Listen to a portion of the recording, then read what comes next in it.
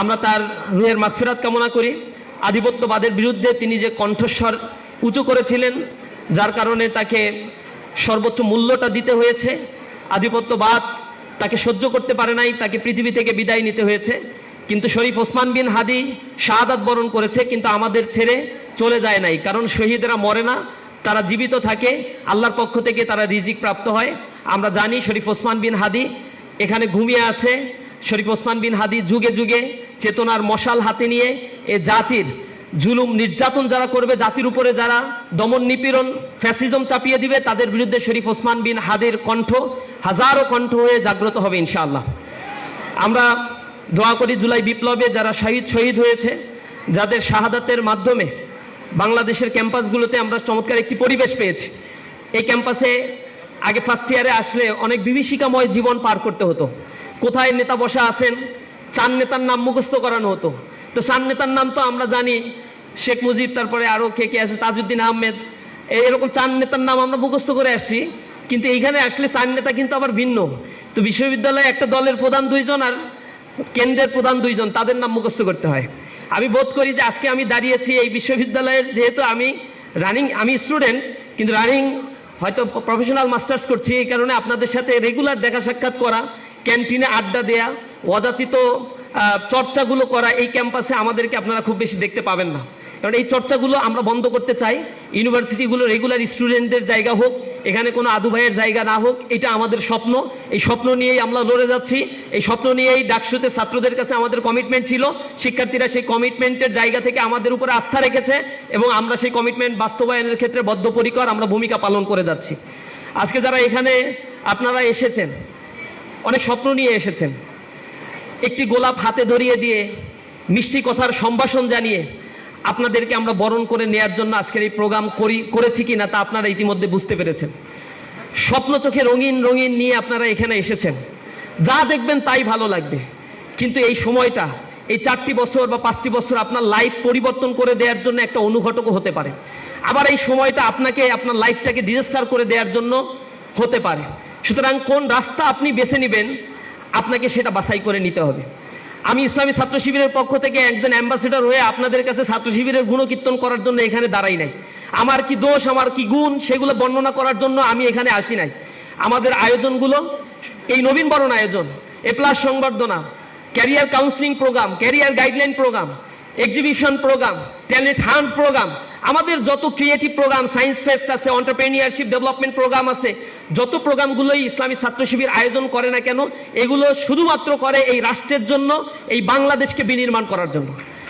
এ কারণে ইসলামী ছাত্র শিবির তার ভিশনের মধ্যে তারা লিখেছে, সমৃদ্ধ বাংলাদেশ গড়ার লক্ষ্যে সৎ, দক্ষ, দেশপ্রেমিক নাগরিক তৈরির অঙ্গীকার।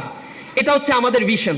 এই ভিশনটা আমরা লালন করছি এবং যুগের পর যুগ সেই ভিশন লালন করে শিক্ষার্থীদের কাছে ইসলামী ছাত্র শিবিরের অ্যাপ্রোচগুলো তুলে ধরার জন্য চেষ্টা করছি। আমরা একটি স্বপ্ন লালন করি, যেই স্বপ্ন হবে একটি সমৃদ্ধ বাংলাদেশের, যেই স্বপ্ন হবে মেধা, মনন এবং যোগ্যতার একটি কম্বিনেশন। এই বিশ্ববিদ্যালয় থেকে পাঠদান শেষ করে জাতির সেবায় তারা নিয়োজিত হবে।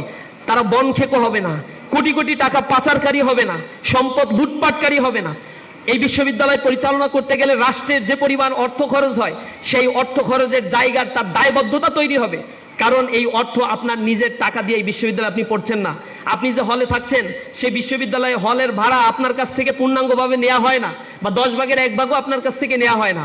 সুতরাং বিশ্ববিদ্যালয়ের হলের জন্য যে বাজেট দেওয়া হয়, বিশ্ববিদ্যালয় শিক্ষকদের যে বেতন হয়, আপনার পড়াশোনার জন্য যে ধরনের খরচ হয়, তা সরকারের অর্থ মন্ত্রণালয় থেকে বরাদ্দকৃত শিক্ষা খাতের অর্থ থেকেই এটা অ্যালোকেট করা হয়।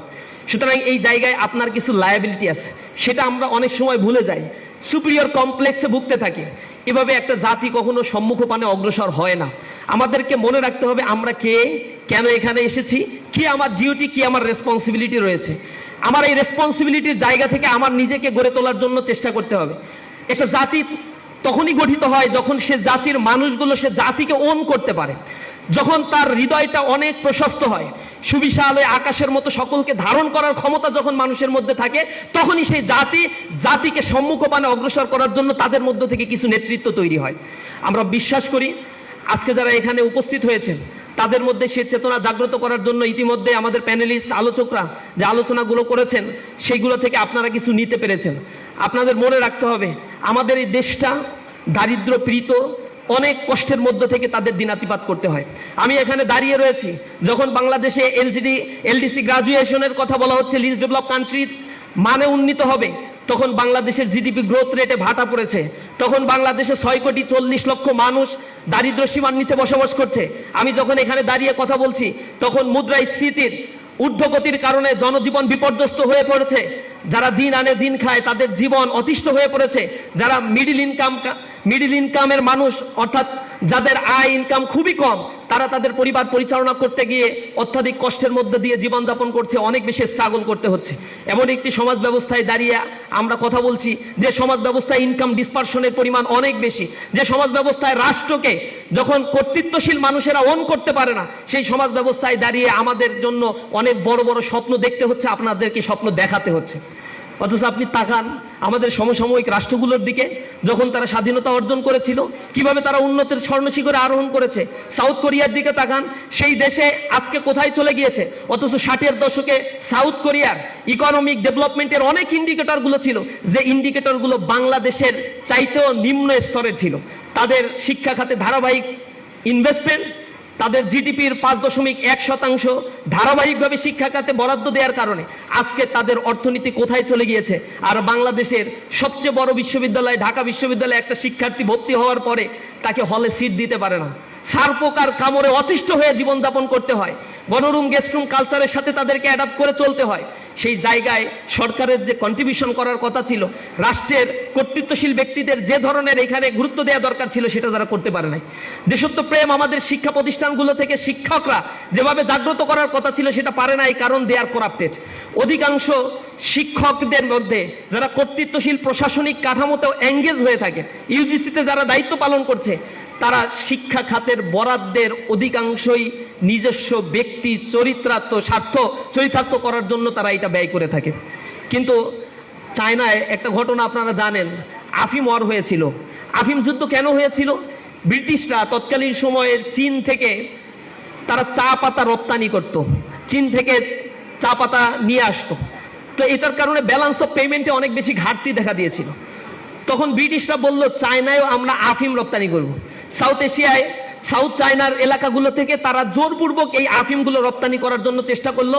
তখন রাজা এটাতে ভেটো দিল, বাধা দিল। চায়নার রাজা এর বিরুদ্ধে যুদ্ধ ঘোষণা করেছিল। এই যুদ্ধ ঘোষণার পরে যুদ্ধ তারা করেছিল, চায়না ঠিকই হেরেছিল, কিন্তু তারা তারুদের উপরে চাপিয়ে দেয়া জোর করে ওই আফিমটা তারা গ্রহণ করতে চায় নাই। তাদের আগ্রহের জায়গাটি ছিল আমার দেশের উৎপাদন আমরাই করব, আমার দেশকে আমরাই গড়ে তুলব। তাদের নিজেদের দেশকে নিয়ে যে চিন্তা ভাবনা তাদেরকে ওই পর্যায় পর্যন্ত নিয়ে চলে গিয়েছে। আমেরিকা, অস্ট্রেলিয়া বা ইউকে বা ওয়েস্টার্ন সোসাইটিগুলোর যদি দিকে আপনি তাকান, কেন তারা স্ক্যান্ডিনেভিয়ান দেশগুলো আজকে ফাইন্যান্সিয়ালি এত বেশি ডেভেলপ করেছে? Morally they are not developed, কিন্তু ফাইন্যান্সিয়ালি তারা ডেভেলপ করেছে বিকজ তাদের পপুলেশনকে তারা দেশ প্রেমগুলো জানাতে পেরেছে, আগ্রহশীল করে গড়ে তুলতে পেরেছে। ওয়াশিংটনে বা আমেরিকাতে একটা দিবস আছে, ওয়াশিংটন ডে। তা আমার এক বন্ধু বলছিল ওই ফ্রি ডে যেগুলো থাকে, বন্ধের দিন যেগুলো থাকে, ওই বন্ধের দিনগুলোতেই হচ্ছে তারা কাজের ক্ষেত্রে বেশি আগ্রহ আমরা দেখতে পাই। তো একবার আমেরিকাতে সেই বন্ধু বলছে, আমি আমার ল্যাবে কাজ করছিলাম, ছুটির দিন আমি দেখলাম সেই ওয়াশিংটন ডেতে আমার প্রফেসর সেখানে চলে আসে। তো প্রফেসরকে আমি জিজ্ঞাসা করলাম যে আজকে তো ছুটির দিন, তুমি এখানে কেন আসছো? আজকে না আসলেও তো পারা যেত, ছুটি এনজয় করার দরকার ছিল না, এত কষ্ট আপনারা করেন। তখন সে উত্তর দিচ্ছে, Washington did his job, I must do my job. His life and work won't make me great. Washington তার কাজ করে গেছে, আমার কাজ আমারই করতে হবে। ওয়াশিংটনকে তার কর্ম বড় করেছে, আমার কর্ম কখনো ওয়াশিংটনের ওই দিনে ঘরের ভিতরে হালুয়া রুটি খাইলে আমাকে কোনোদিন বড় করবে না। সুতরাং নিজেকে যদি বড় করে গড়ে তুলতে হয়, নিজের কর্মগুলোকে শানিত করে এই পৃথিবীতে অল্প সময় আমরা বেঁচে থাকি, সেই অল্প সময়ের মধ্যে নিজের সারাউন্ডিং গুলোকে গড়ে তোলার জন্য প্রতিজ্ঞাবদ্ধ হওয়া দরকার। একটি দেশ তখন গড়ে উঠবে যখন সেই দেশের মানুষের মধ্যে দেশ গড়ার জন্য এই তৃষ্ণাটা জাগ্রত হয়। আমার দেশের সমস্যাটা হইলো, একবার বাংলাদেশে ইন্টারমিডিয়েট পাস, এই যে কয়েকদিন আগেই জুলাই রিভলিউশনের পর অটো পাস করে দেওয়া হয়েছিল, ওই করোনার সময় এই ঘটনাগুলো ঘটছিল। তো তো অটো পাস পড়ার পরে পরের ব্যাচটাও আন্দোলন করছে আমাদেরকেও অটো পাস দিতে হবে। তো অটো পাস কেন দিতে হবে? আমরা পড়ার সময় পাই নাই, আন্দোলন করতে করতে আমরা পড়ার সময় পাই নাই, এই জন্য এসে শাহবাগে তারা আন্দোলন শুরু করে দিচ্ছে। তো পড়াশোনা না করার জন্য আন্দোলন, চিন্তা করতে পারেন? তা আমি তাদেরকে কাউকে ডেকে জিজ্ঞাসা করছি, তুমি যখন ইউনিভার্সিটিতে পড়বা তখন যখন তোমাকে বলবে ইন্টারমিডিয়েটের রেজাল্টটা এখানে ইনপুট করো, কিভাবে করবা? তুমি যখন হায়ার স্টাডি করতে যাবা ইন্টারমিডিয়েটের রেজাল্ট যখন চাইবে তখন তুমি কি করবা? তুমি যখন চাকরি করতে যাইবা তখন তোমার ইন্টারমিডিয়েটের রেজাল্ট তোমাকে চাইবে তখন তুমি কি করবা? তুমি যে ফেল করবা এই ভয়ে তুমি পরীক্ষাটা দিবা না, পিছিয়ে দিতে চাও। এইভাবে যদি সব ছাত্ররা আন্দোলন করতে থাকে তো জীবনটা তো স্বর্গ সুখ হয়ে যায়, কিন্তু লাইফে তো বেকারত্বের পরিমাণ অনেক বেড়ে যাবে। বাংলাদেশে তো এখন 41 লক্ষ বেকার বিলং করে, সেটা স্ট্রাকচারাল অথবা ফ্রিকশনাল অথবা আনস্ট্রাকচারাল আনএমপ্লয়েড হোক। প্রায় 41 লক্ষ বেকার, যার মধ্যে 34% রয়েছে বিশ্ববিদ্যালয় থেকে অনার্স মাস্টার্স পাস করা বেকার, অর্থাৎ তারা পাস করে যাচ্ছে, তাদেরকে কেউ চাকরি দিচ্ছে না। এই জায়গা থেকে আমাকে গড়ে তোলার জন্য স্বপ্ন দেখতে হবে। ইউনিভার্সিটির এই জায়গায়, এই আঙিনায় আমি এসেছি, অনেক অপরচুনিটিস আমার জন্য আছে, অ্যাভেলেবেল অপরচুনিটিস আছে। আমি সেগুলো অ্যাভেল করে আমি আমার জীবনকে এনজয় করতে পারি, অথবা এই 5টা বছর নিজেকে গড়ে তোলার জন্য যে অপরচুনিটিসগুলো আছে সেগুলো আমরা কাজে লাগাতে পারি। কি সুযোগ সুবিধাগুলো আছে এখানে বোধ করি সেগুলো প্রেজেন্টেশন দিয়ে আপনাদেরকে জানিয়ে দেওয়া হয়েছে। এখন ডিসিশনটা আপনার, আপনি নিজেকে কিভাবে গড়ে তুলবেন। সেই জায়গায় আমরা আপনাদেরকে অ্যাসোসিয়েশন করতে পারি, ইসলামী ছাত্র শিবির আপনাকে সহযোগিতা করবে, ডাকসু প্রতিনিধিরা যে কয়দিন আছে এখানে তারা সহযোগিতা করবে, পরবর্তীতে ডাকসু নির্বাচন আশা করি ধারাবাহিকভাবে হবে, তারাও আপনাদের সেই ক্ষেত্রে সহযোগিতা করবে। দ্বিতীয় যে বিষয়টি আপনাদের কাছে আমি অনুরোধ জানাবো, প্রিয় বন্ধুরা, জীবনের সময়টা খুবই সংক্ষিপ্ত, একটা সংক্ষিপ্ত জার্নি নিয়ে আমরা এখানে এসেছি। লাইফের সবচেয়ে গুরুত্বপূর্ণ জায়গাটা মনীষীরা বলেছেন, যদি তুমি তোমার সন্তানকে 3টা আর শিক্ষা দাও, রিডিং, রাইটিং অ্যান্ড অ্যারিথমেটিক, চতুর্থ আর হিসেবে যদি তুমি রিলিজিয়ানকে না রাখো, পঞ্চম আর হিসেবে তুমি যেটি পাবে সেটা হচ্ছে রাজকালরে। অর্থাৎ লেখাপড়াই একটা মানুষের জীবনের সব কিছু নয়। এ কারণে বলা হয়, when money is lost, nothing is lost. When health is lost, something is lost. But when character is lost, everything is lost. জীবনের চরিত্র যদি হারিয়ে যায়, একটা মানুষের কাছে আর কিছুই অবশিষ্ট থাকে না। এই বিশ্ববিদ্যালয়ে, এই ঢাকা বিশ্ববিদ্যালয়ে পড়াশোনা করে এমন মানুষেরও জন্ম হয়েছে যারা বিশ্ববিদ্যালয়ে পড়ে অ্যাডমিনিস্ট্রেশনে জব করেছে, ডিফেন্স ফোর্সে জব করেছে, যারা বাংলাদেশের ব্যবসায়িক খাতগুলোতে গুরুত্বপূর্ণ ভূমিকা রেখেছে, দেশের বাইরে গিয়েছে, কিন্তু সেই মানুষগুলো ছিল করাপ্টেড। কোটি কোটি টাকা তারা দেশ থেকে পাচার করেছে। শ্বেতপত্র প্রকাশিত হয়েছে ইন্টারিম গভর্নমেন্টের ক্ষেত্রে, তারা বলেছে যে আওয়ামী ফ্যাসিবাদের সময় $234 বিলিয়ন শুধু বাংলাদেশ থেকে পাচার করে নিয়ে যাওয়া হয়েছে। এই পাচারের অর্থগুলো হিসেব করে দেখা যায়, বাংলাদেশের যে ডেভেলপমেন্ট বাজেট হয়, যেটা অ্যানুয়াল ডেভেলপমেন্ট বাজেট যেটা করা হয়, সেই ডেভেলপমেন্ট বাজেটের 7 বছরের বাজেট কম্পাইল করলে যা হয় তা শুধু দেশ থেকে পাচার করে নিয়ে যাওয়া হয়েছে। ডেভেলপমেন্ট বাজেটের নামে এই দেশে যা বরাদ্দ দেওয়া হয় তা উপর থেকে নিচ পর্যন্ত যেতে যেতে সকল টাকাগুলোই লোপাট হয়ে যায়। 10% টাকাও এখানে ইনভেস্টমেন্ট করা হয় না, যার ফলে একটা রাস্তা নির্মাণ করা হয়, তার টেম্পার 3 বছর 4 বছর পরে আবার শেষ হয়ে যায়, আবার সেখানে বাজেট দেওয়া হয়। অথচ এশিয়া মহাদেশের মধ্যে অন্য অন্য দেশগুলোর কম্প্যারিজন করে দেখা গিয়েছে বাংলাদেশেই লোকাল গভর্নমেন্টের রাস্তাঘাট নির্মাণের জন্য সবচেয়ে বেশি বাজেট এখানে অ্যালোকেট করা হয়। আসলে এই টাকাগুলো কে খাচ্ছে? এই টাকাগুলো কার পকেটে যাচ্ছে? এগুলো কোনো অশিক্ষিত রিক্সা চালক অথবা কোনো দিনমজুর, কুলি মজুর এগুলো গ্রহণ করছে না, এগুলো গ্রহণ করছে আপনার আমার মতো শিক্ষিত মানুষেরা, যাদের দেহ অবয়ব সবকিছু সুন্দর, যাদের কথাগুলো শুনে মানুষ বংশ পরম্পরায় যারা থাকবে, তারা যখন এই অর্থগুলো পাবে তখন তারা এই অর্থের অ্যাবিউজ করলে তার রিটার্নগুলো কিয়ামতের ময়দানে আমিও পাবো সমান তালে। সুতরাং এই জায়গায় আমাকে একটু অনুধাবন করতে হবে, মানুষের জন্য আমরা যেন কাজ করতে পারি। ইউনিভার্সিটিতে যে লক্ষ কোটি টাকা বরাদ্দ দেওয়া হচ্ছে, যে বরাদ্দের মধ্য দিয়ে ইনফ্রাস্ট্রাকচারাল ডেভেলপমেন্টগুলো করা হচ্ছে, আমার এডুকেশন সিস্টেমকে রান করানো হচ্ছে, আনফরচুনেটলি সেই জায়গায় লেখাপড়া করে আমার প্রতি আমার সেই দায়বদ্ধতাটা তৈরি হয় না, একজন রিক্সাওয়ালাকে আমি মূল্যায়ন করতে পারি না। অথচ আমার দেশের বাজেট অ্যালোকেশন এইবার 9 লক্ষ কোটি টাকার বাজেট প্রপোজাল তৈরি করা হচ্ছে। এই বাজেট প্রপোজালের মধ্যে 7 লক্ষ কোটি টাকা তারা সেপারেট করেছে যে এটা এনবিআর আয় করে দিবে তাদেরকে। এনবিআর কোথা থেকে আয় করবে? তার মধ্যে একটা হচ্ছে ভ্যালু অ্যাডেড ট্যাক্স থেকে, একটা হচ্ছে ডিরেক্ট ট্যাক্স থেকে, ইনডিরেক্ট ট্যাক্স থেকে। তো ডিরেক্ট ট্যাক্স বা ভ্যালু অ্যাডেড ট্যাক্স গুলো যেগুলো নেওয়া হচ্ছে, এটা কোথা থেকে আসছে? আমি ইউনিভার্সিটিতে পড়ি, আমার কাছ থেকেও ট্যাক্স নেয়। আমি গুলিস্তান থেকে কোনো কিছু কিনতে যাই, সেখান থেকেও আমাকে 15% ট্যাক্স কেটে নেয়। অর্থাৎ এই ট্যাক্সগুলো you are bound to pay, তোমাকে অবশ্যই এটা পে করতে হবে। আমাদের দেশের একজন দিন মজুর, কুলি মজুর, রিক্সা শ্রমিক সবাইকেই ট্যাক্স পে করতে হয়। সেই ট্যাক্সের টাকা থেকেই কিন্তু আমার এই রাষ্ট্র আমার জন্য বরাদ্দ দেয়, আর তা দিয়ে আমার লেখাপড়ার কার্যক্রমগুলো পরিচালিত হয়। সুতরাং সেই রেসপন্সিবিলিটির জায়গা আমাকে ধারণ করতে হবে। এই দেশটার জন্য আমাকে চিন্তা করতে হবে, দেশের আগামীর গড়ে তোলার জন্য আমাকে চিন্তা করতে হবে। সেটা আমার উদাত্ত আহ্বান থাকবে। সর্বোপরি আমি এতটুকুই আপনাদের কাছে অনুরোধ জানাই যে যে ধর্মেই থাকুই না কেন, আমরা আমাদের ধর্মীয় অনুশাসনগুলো যেন মেনে চলি। ধর্মীয় অনুশাসন মানুষকে কখনো খারাপ বানায় না। যে ব্যক্তি ধর্ম মেনে চলে সেই ধর্ম মানুষকে মহৎ বানায়, উন্নত বানায়। ধর্ম মানুষকে খারাপ কাজ থেকে বিরত থাকতে ইন্সপায়ার্ড করে। এজন্য ধর্মের অনুশাসনগুলো মেনে চলার জন্য আমাদেরকে চেষ্টা করতে হবে। আমাকে মনে রাখতে হবে আমার জন্য যে সময়গুলো আল্লাহ রাব্বুল আলামিন বরাদ্দ দিয়েছেন, আল্লাহ রাসূল বলেছেন যখন মানুষ মৃত্যুবরণ করছে তখন সেই মানুষগুলোর সব আমলের দরজাগুলো বন্ধ হয়ে যাচ্ছে। মৃত্যু প্রত্যেকের জন্যই নির্ধারিত, এটা আপনাকে করতেই হবে। সেটা আপনি ইউনিভার্সিটিতে পড়েন, শিক্ষিত হন, অশিক্ষিত হন, যাই হন না কেন, মৃত্যু আপনাকে তাড়া করবে। আইনামা তাকুনু ইউদরিকুকুমুল মাউত, তুমি যেখানেই থাকো না কেন মৃত্যু তোমাকে তাড়া করবে। সুতরাং আপনাকে যেহেতু পৃথিবীতে আনা হয়েছে, এই পৃথিবীতে আনার পরে আপনাকে নির্ধারিত একটা সময় বেঁধে দেওয়া হয়েছে। এই সময় এটার জন্য দেওয়া হয়নি যে আপনি এই রাষ্ট্রে থাকবেন, এই পৃথিবীতে বসবাস করবেন আর এই ড্রিঙ্ক অ্যান্ড রিম্যারি, আপনি খাই দাই ফুর্তি করে এই পৃথিবী থেকে আপনি চলে যাবেন। এই জন্য এই পৃথিবীতে আপনাকে সৃষ্টি করা হয়নি। এটা ওয়েস্টার্ন ফিলসফি। ওয়েস্টার্ন ফিলসফি এই রাষ্ট্রকে ধর্ম থেকে আলাদা করে তারা শিখিয়েছে আমরা যা চিন্তা করি, গবেষণা করি, এটাই হচ্ছে লাইফ লিড করার একমাত্র way. But this not actually the way of your life. Western philosophy আজকে ব্যর্থ হয়েছে। সেখানে 46% আমেরিকান নাগরিক they don't know who is their father.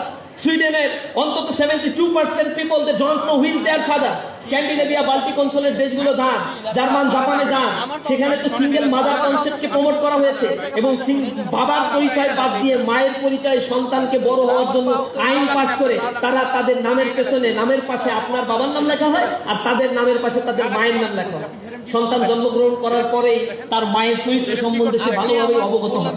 সেখানে সোসাইটি এত বেশি করাপ্টেড হয়ে গিয়েছে, মোর দ্যান 50 কান্ট্রিজ তাদের মধ্যে রয়েছে, তারা হচ্ছে নেগেটিভ পপুলেশনের দেশ।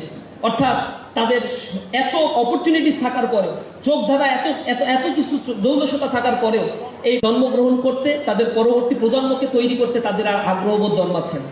এর কারণটা কি? ঐশ্বর্যতা, সম্পদ, প্রাচুর্য মানুষকে কখনো মহৎ করতে পারে না। মানুষ মহৎ হয় তখনই তার ভিতরে যখন ইটারনাল বিউটিটা থাকে। সেই বিউটিটা নিয়ে যেন আমরা নিজেদেরকে গড়ে তুলতে পারি। আল্লাহ বলছেন আল্লাযী খালাকাল মাউতা ওয়াল হায়াতা লিয়াবলুয়াকুম আইয়ুকুম আহসানু আমালা।